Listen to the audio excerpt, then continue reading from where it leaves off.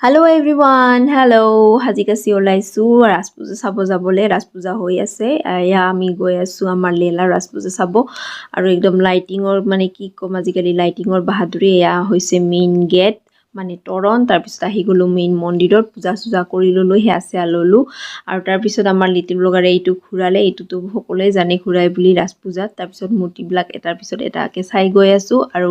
এয়া হৈছে আমাৰ মা মনসা আৰু এয়া হৈছে আমাৰ চুগাৰমেন চেনিৰাম পোষ্ট মাৰি আছে তাৰপিছত এয়া হ'ল ঘাটত কোচ মানে আমাৰ লিটিল ব্লগাৰ আৰু আমাৰ আলামালা ব্লগাৰে পূৰা পোষ্ট দিলে আৰু ঘাটত কোচৰ আগত তাৰপিছত আমি জিলাপি মাহৰ দালিৰ যিটো জিলাপি সেইটো আমাৰ লিটিল ব্লগাৰে খাই বহুত ভাল পায় সেইকাৰণে আমি লৈ ল'লোঁ আৰু তাৰপিছত আহি তাই মানে লগে লগে দোকানতে খালে